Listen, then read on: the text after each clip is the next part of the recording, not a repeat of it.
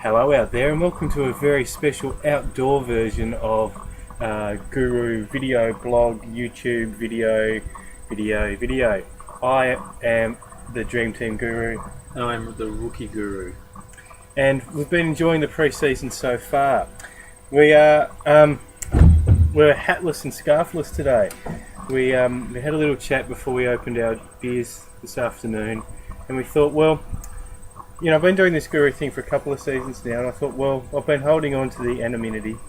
But if the worst thing that can happen is someone comes up to me outside the football and says, "Hey, you're the Guru," that's not really that bad. And you know, who cares? Like if you know me, you know, from when we played Dream Team out and about anyway, you know, maybe you should stop following me because it's only me. But for all those out there that don't know me, say good day if you pass me in the street or outside the footy. You know, bring it on. And same goes for me, but you probably won't pass me in the street. I sort of do the street thing much. But Rookie's very much hermit-like. Totally. Yeah. But look, I wanted to kick off with the obvious questions on everyone's lips today, which is the Greater Western Sydney team have had some unexpected sort of playing better than everyone thought. How does that change our dream teams? Yeah, it's interesting. The NAB Cup is always hard to read. So some teams will always try to better themselves and play out of their skin to try to drive memberships to show they've got something to prove, while other teams are just waiting for round one and don't really care. So it's hard to tell if they were playing above what their usual will be, or if that's actually where they're going to be. From a dream team perspective, what I liked about it was some of the kids that I'd already selected actually played pretty well. So one of the cheap ruck options this year is a guy called Jonathan Giles. He's a bit over 100 grand. He played very well, accumulated points early and looked really good on the field. Also, Sam Darley, which is a defensive option, another cheap one, looked good and promising early. And you know, as I said, they're players that I've already got in my team, so it kind of made me think that some of the research I'd done already was proven. Because you got to have rookie kids because they're the cheap ones, but you've got to make sure you get the right one. Yeah. But yeah, I quite liked. I found myself going for them, and not just because they're playing against Collingwood. I just found myself. I thought, you know, it's good to see go the underdog and see the kids on the rise. Yeah, cool. And what else is happening this week? This week as well, I've done a slight tinkering with my team with the advent of the new iPhone and I think Android app that came out this week. And this year it was for free, which was good. I found myself that it's a lot easier to tinker. I'm not sure if that's a good thing. I kind of made the remark when it came out that don't get on your phones when you're drunk and, you know, trade your life away, particularly during the season. I've only made one trade this week. One thing I was disappointed in with the GWS playing was one of my guys, Dylan Shield, was seen wearing a moon boot, which is similar to that. Wow. Yeah. Similar to that. Yeah, that's right. So I don't think he'll be available round one. Gotcha. So I picked up a guy from Fremantle that on one of the Fox Footy shows, their coach said, "We think we've got one there," meaning that they kind of stole him in the draft, Lockie Neal. He was a bit cheaper, which meant that it freed up a bit more cash in my salary as well. So I'm trying to find a way to squeeze Dean Cox in, who's the most expensive ruckman in the competition. At the moment I still can't afford him, but that's one adjustment I've done with the new iPhone app. I found the app pretty good so far actually. It's not much of a change from last year's app, but it is pretty easy to use, and I'm pretty sure you'll be able to use it for tablet users as well. If you're out there and you've got one, let us know. Cool, yeah, I'll check out Android as well, maybe it's on that. Yeah. And we put the call out via Twitter for any questions this week. We did receive a couple, just loading it now, guys. First one came from Snud01. Hi, Snud. To Dream Team Guru and Rookie Guru, which defenders are a must this year? Yeah, well, let me answer that question. No, I don't know the answer to that. What do you think? Well, if I bring up my team, I'll tell you what defenders I've got and which ones are defensive picks, as far as picks that I've picked because other players will have them. because that's the ones that I see as musts, are ones that you have to have because every other team has them. Okay, so number one, of course, and I've mentioned him a few times, is Brendan Goddard. He was the most selected player last year, and that was for a reason. He is the best player in defence, in my opinion. I think, even though he's cheaper than Heath Scotland, I think he's better. I've got Brett Delidio. A lot of teams will have him, but I don't think he's a must this year. I think enough teams won't have him for him to be a unique pick at times. I broke one of the rules of Dream Team, which is I never pick second-year players. I think they're always too high in value, and usually they might actually decrease in skill because they're over their honeymoon period. Maybe a bit tired, not really up to the vigour of a second year. But I picked Dyson Heppel from Essendon. As a value pick, I picked Jasper Petard from Port. Reece Conker's still in my team, even though he might be suspended. I don't really know how that goes. Marty Clark is a cheap option from Collingwood. He's an Irishman who's been out of the game for 2 or 3 seasons. He went home, came back again, so he's really cheap.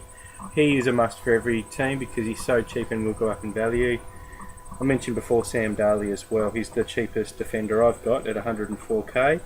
You have to have him in your team. He's probably the best defensive rookie out there. So as far as musts in your team, I would say you must have Goddard, you must have Clark, you must have Darley. That leaves you 4 defenders to try to make unique options depending on value and unique picks. Okay, cool. So if you were starting Dream Team for the first time, Like a rookie. if you were me, Yeah. what question would you be asking a guru? If I had access to one. Yeah, if you had access to a guru. I guess one thing that I'd probably be asking myself, asking others as well, would be how do you pick a team? Like the scoring in Dream Team is purely based on stats. Mm-hmm. How do you use your head to get a good team? Do you want me to answer that? Yeah. Please. Yeah. I guess particularly if you're a fan of football and you've watched it previously, it's good to pick players that kick it more than hand pass it. It's good to get attacking players that tackle hard, that don't give away free kicks and that mark the ball a lot. Mm-hmm. So I try to avoid key position players because I think they're going to be targeted too much. So, for instance, a full forward or a full back player, I probably won't play as much because I want someone that's going to run past them, get the ball and kick it, rather than someone that's going to punch it or attempt the mark but have 5 people go against them and never get the possession. So sometimes a player like a Travis Cloke or a Jonathan Brown will get passed up by me for a running forward like a Zaharakis or a Paul Chapman even. Players like that I quite like having in my team. And my other tip is never spend too much money in the rucks. You can trade up during the year, but they're not very good scorers, so why outlay lots of money on them? Spend it in the positions where you're going to get more points. I'd also say do as much research as you can. There's some really good websites out there.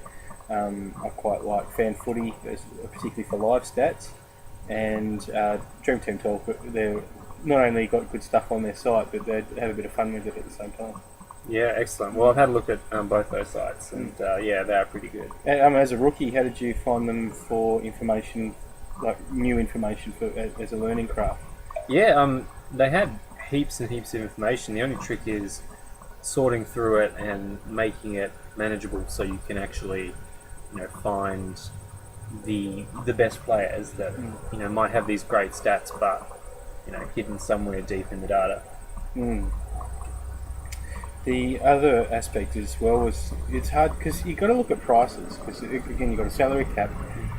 Players that have been injured and have missed a substantial part of the season before will be underpriced.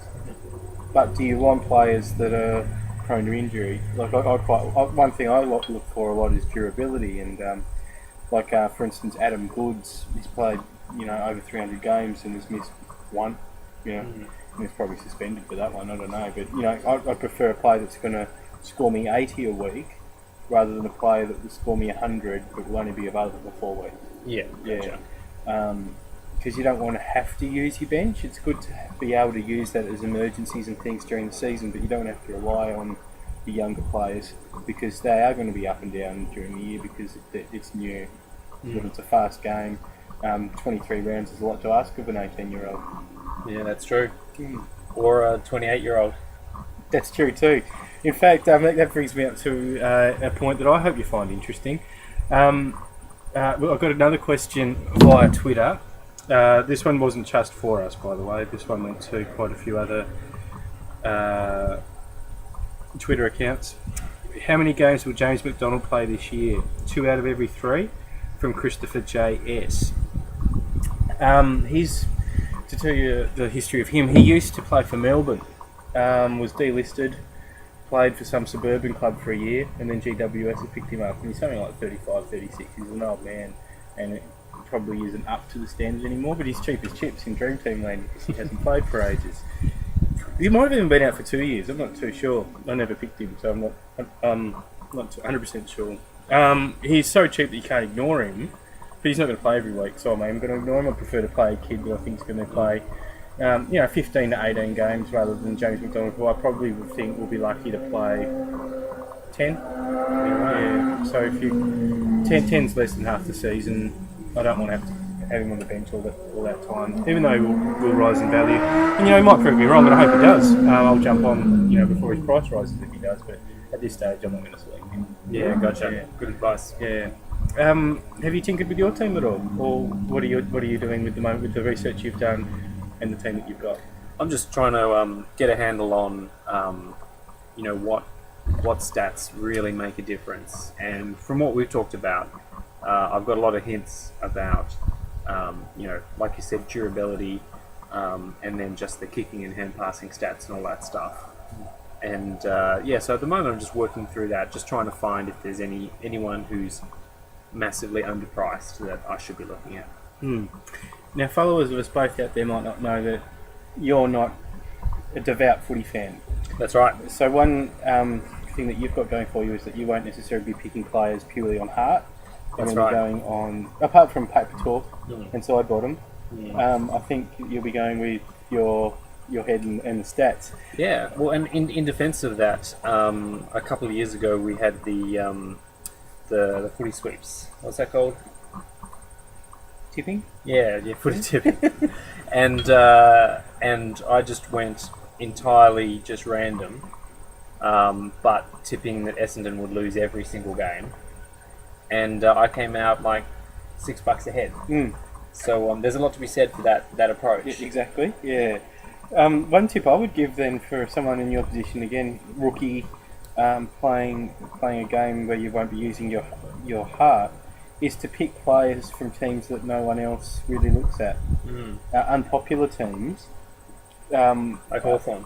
Well, no, everyone picks Hawthorn players. Okay. Yeah, I do as well. I would pick players from teams that other players won't pick, so you get those unique picks, those ones that can make a difference for winning a game. North Melbourne's not a popular club. Port Adelaide's not a popular club. Fremantle's not. Not many people pick players from Adelaide either. Even though they're one of the most supported clubs, there's a tendency to pick the strong Melbourne clubs, the Carltons, the Richmonds, the Essendons. I mean strong popularity rather than necessarily on the end of the ladder. Yeah. So maybe go for some of those teams that go under the radar a bit. Yeah, right. Oh, I'll check it out. And as always, we're eager to take on feedback or questions. We're both on Twitter. I'm DreamTeam_Guru. Guy next to me is Rookie_Guru. Have any questions before we close off episode 3? I reckon we've covered pretty much everything today. Particularly in the subject of Dream Team. Absolutely. Yeah, cool. Well, have a good week or two before we catch up next, and keep looking with the pre-season ahead. Another 9 teams play over this weekend for the first time, so have a look at the kids and those players returning from injury to see if you should select them. Thanks for your time, and have a good weekend. Thanks. We look forward to your questions.